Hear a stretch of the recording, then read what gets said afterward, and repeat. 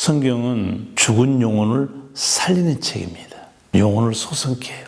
생명의 종교입니다. 기독교가. 그래서 성경은 생명을 살리는 책이에요.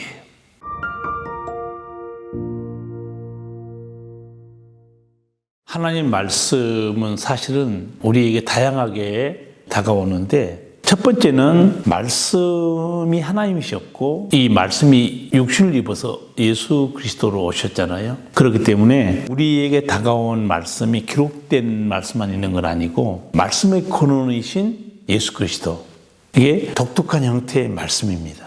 두 번째로는 신구약에 기록된 문서로서의 말씀, 기록된 성경이 이제 하나님 말씀이잖아요. 그리고 세 번째는 선포된 말씀 있죠. 예수님의 입에서 나오는 새로운 진리로서, 구원의 계시로서 나온 말씀들이 있고, 근데 그건 선포된 말씀으로 볼 수 있죠. 또 마지막으로는 좀 독특하지만 눈에 보이는 말씀도 있습니다. 기록된 것도 아니고 입에서 나간 말씀도 아닌데, 그럼 눈에 보이는 말씀, 쉽게 말하면 눈에 보이는 설교는 어떤 것인가? 하나의 기독교에서 행하고 있는 여러 가지 의식들이 있습니다. 그 의식 자체가 눈에 보이는 말씀이기도 하고 설교이기도 합니다. 예를 들면 이런 거죠. 세족식, 예수님이 제자들의 발로 씻기셨잖아요. 눈에 보이는 설교입니다. 눈에 보이는 말씀이고, 섬김에 대한 예수님의 설교였죠. 그 행동 자체가. 그러면서도 영적인 의미도 예수님 설명했습니다. 또 물로 씻는다, 발을 씻어주면서 예수님이 더 영적으로 또 더 깊이 있는 말씀도 했죠. 너희가 다 깨끗하기 때문에 목욕해서 발밖에 씻을 것이 없다. 그렇지만 다는 아니라고 그래요. 그러면 죄 씻음 받은 사람이 제자 중에 다가 아니라는 거죠. 눈에 보이는 말씀이고 설교기도 하고, 또 하나는 세례식입니다. 세례식 자체가 눈에 보이는 설교고 눈에 보이는 말씀이에요. 우리가 그 의식을 보면서 의식 속에서 하나님 말씀을 듣는 거죠. 한 사람이 세례를 받았다는 건 저분도 자기 죄를 알게 됐고 인정하고 자백하고 회개하고 예수 그리스도를 구세주로, 내게 영생을 주는 주님으로 영접하는구나. 그리고 새 사람이 되는구나. 눈에 보이는 말씀이고 동시에 눈에 보이는 설교이기도 하죠. 또 하나는 성만찬입니다. 성만찬 자체가 눈에 보이는 설교고 눈에 보이는 말씀이에요. 예수님이 떡을 떼서 주잖아요. 그 떡이 우리 예수 믿는 사람은 알고 있죠. 단순한 음식이 아니란 사실. 이건 내 몸이라고 그러죠. 십자가에서 너희 죄를 담당하는 내 몸이다. 속죄 제물의 몸이다. 그리고 예수님이 포도주 잔을 건네주시면서도 영적 의미를 설명해 줍니다. 받아 마시라. 이건 죄사함을 위해 흘리는 피다. 언약의 피라고 그래요. 새 언약이라고 말씀했잖아요. 그래서 이 하나님 말씀이 기록된 말씀, 또 입으로 나가는 선포된 말씀, 그 다음에 눈에 보이는 말씀, 또 우리에게 말씀 자체, 육신을 입으신 예수 그리스도의 말씀이 근원이신 눈에 보이는 예수님, 이 다양하게 우리는 하나님 말씀을 알 수 있고 접할 수도 있는 거죠. 이 놀라운 하나님 말씀이 다른 종교의 경전과 비교할 수 없는 독특한 차별성, 그리고 비교할 수 없는 진리의 위대함들이 몇 가지가 있습니다. 첫 번째는 성경은 사람이 기록한 것지만 하나님의 영으로, 하나님의 감동으로 기록되어 있어요. 디모데후서 3장 16절 이하의 말씀 보면 모든 성경은 하나님의 감동으로 기록되어 있다. 신의 뜻으로, 신의 역사함으로 이렇게 기록된 경전, 다른 종교의 경전과 비교할 수 없습니다. 독특성이고 차별성이에요. 일반의 종교의 경전이 윤리 도덕과 사람이 살아갈 길을 제시한다고 그러면, 성경은 죽은 영혼을 살리는 책입니다. 영혼을 소성케 해요.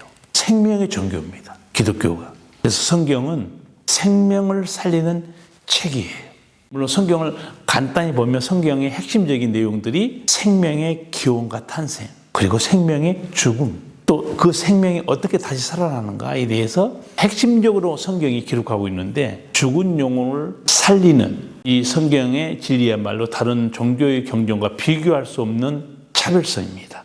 시편 19편 7절에도 여호와의 율법은 완전하여 영혼을 소송시키며 여호와의 증거는 확실하여 우둔한 자를 지혜롭게 하며 여호와의 교훈은 정직하여 마음을 기쁘게 하고 여호와의 계명은 순결하여 눈을 밝게 하는도다. 하나님 말씀이 영혼을 새롭게 하고 소성케 만들어준다. 구약에 있는 시편 말씀이고 영혼을 살리는 예수님의 말씀, 그것 때문에 유대인들이 예수님을 귀신들에 미친 자라고 비난했던 말씀이기도 해요. 요한복음 5장 25절의 말씀이에요. 죽은 자들이 하나님의 아들의 음성을 들을 때가 오나니 듣는 자는 살아나리라. 예수님 말씀은 윤리, 도덕, 선행, 사랑 이 정도가 아니에요. 듣는 자는 살아난다는 거예요. 죽은 자들이 영원히 죽은 자들입니다.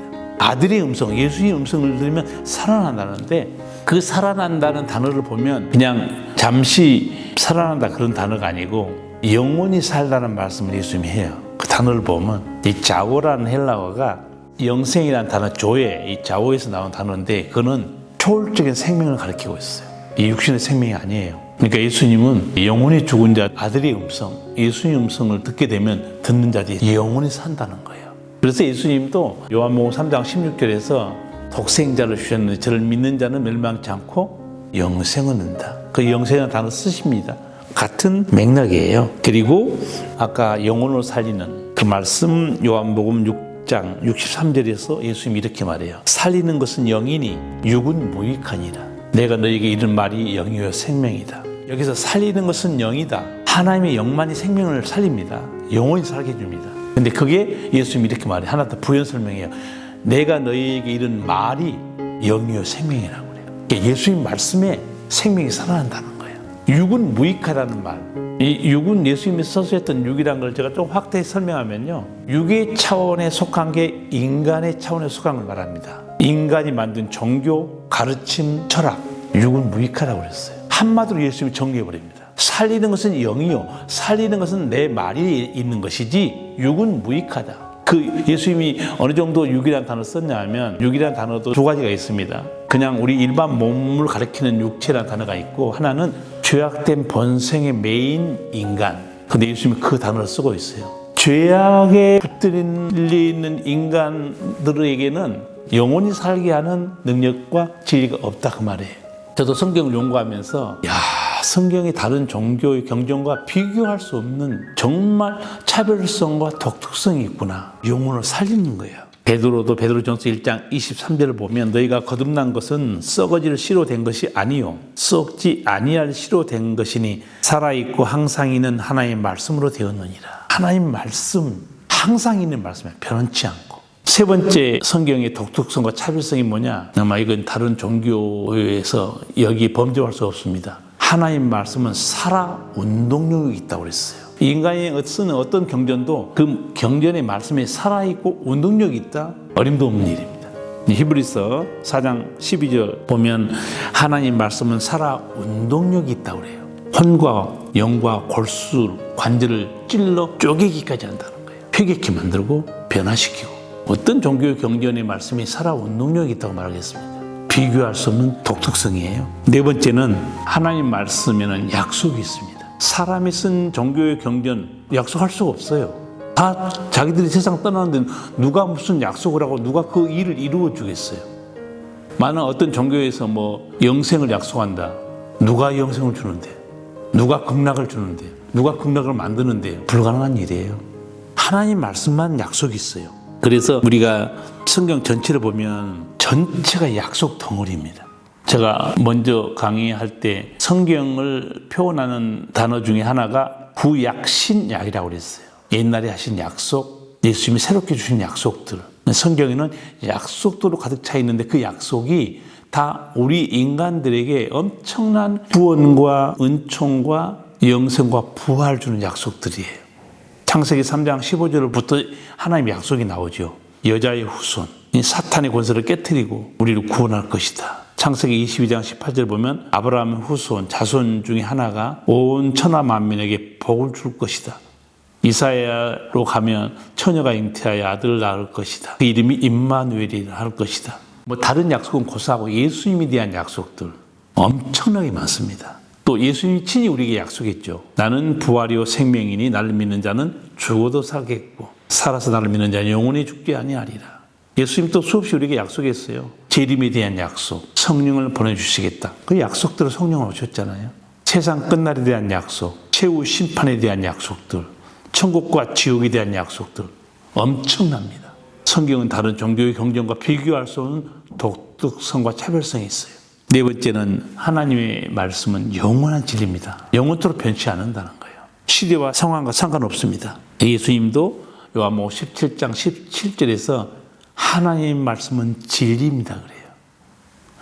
여러분, 진리가 얼마나 무서운 단어인가. 의미는 아주 쉬운 의미죠. 진리는 거짓이 아니고 참된 거라고 그러죠. 자, 그러면 아버지 말씀이 진리다. 이게 얼마나 무서운 얘기인가. 창세기에서 하나님이 우리에게 알려줍니다. 우리가 우리 형상대로 우리 모양대로 사람을 만들자.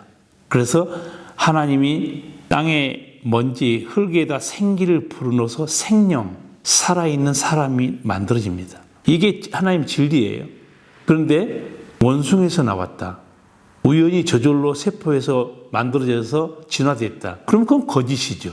왜? 하나님 말씀이 참인데 그에 반하는 모든 가르침은 다 거짓인 겁니다. 그만큼 진리라는 건 무서운 거죠. 또 여섯 번째 보면 이 성경은 계시된 진리입니다. 인간의 깨달음과 연구에 된 것은 아니에요. 하나님이 직접 계시해 주었기 때문에 우리는 알게 됐던 거고, 우리 차원에서 누가 무슨 득도했다 깨달았다 아무 상관없습니다. 하나님이 계시된 진리예요. 그래서 요한복음 3장 31절을 보면 세례 요한, 마지막 선지자죠. 자기도 하나님의 말씀을 듣는, 신의 음성을 듣는 자 아닙니까, 선지자? 그런데 예수님과 비교하면서 땅에서 난 자와 하늘에서 오신 예수님을 이렇게 비교합니다. 위로부터 오시는 이는 만물 위에 계시고 땅에서 난 이는 땅에 속하여 땅에 속한 것을 말하느니라. 땅에서 난 자는 땅에 속한 자라는 거예요. 그리고 땅에 속한 것밖에 모른다는 거예요. 나는 이게 하나님의 음성을 듣는 선지자가 인간의 한계를 보여준 거예요. 이 세상에서 모든 사람은 땅에서 태어난 사람들이에요. 땅에 속해 있어요. 그래서 땅에 속한 것밖에 모른다는 거예요. 그런데 예수님은 만물 위에 계시고 영원부터 계시고 그분은 모든 진리를 우리에게 계시해 준 분이라고 얘기해요. 그렇기 때문에 하나님과 예수님이 우리에게 계시해 준 이 말씀, 이 성경은 다른 종교의 경전과 비교할 수 없습니다. 범접할 수 없는 차별성을 가지고 있죠. 이 하나님의 말씀이 얼마나 놀랍고 또 비교할 수 없는가. 그러면 이제 제가 잠깐 이어서 좀 설명할 부분이 있는데, 그건 뭐냐. 이런 놀라운 비교할 수 없는 말씀을 주신 하나님, 예수 그리스도는 누구냐 이게요. 대단히 중요합니다. 이런 말씀을 주시는 하나님은 어떤 분이냐, 예수님이 어떤 분인가 알아야 됩니다. 우리는 하나님 존재를 찾아서 연구해서 알 수 없어요. 오직 계시해줘야 우리는, 하나님 말씀해야 우리는 하나님 존재를 알게 됩니다. 모세에게 말씀해요. 모세가 하나님 존재에 대해 질문할 때 하나님 모세에게 나는 스스로 있는 자라는 거예요. 이 놀라운 계시의 말씀을 해주신 하나님 어떤 분이냐, 스스로 계신 분.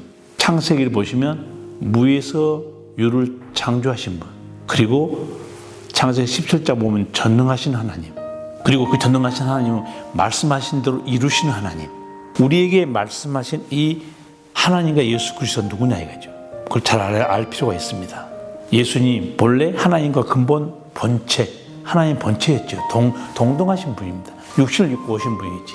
그래서 이 성경이 다른 종교의 경전과 비교할 수 없는 차별성과 독특성을 제가 설명해 드렸고, 이 성경을 말씀하신 하나님이 어떤 분인가를 우리는 알아야 됩니다. 예수 그리스도가 어떤 분인지.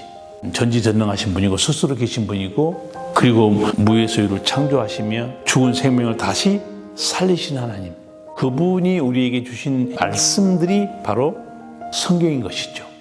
다음 시간에 또 이어서 말씀드리겠습니다.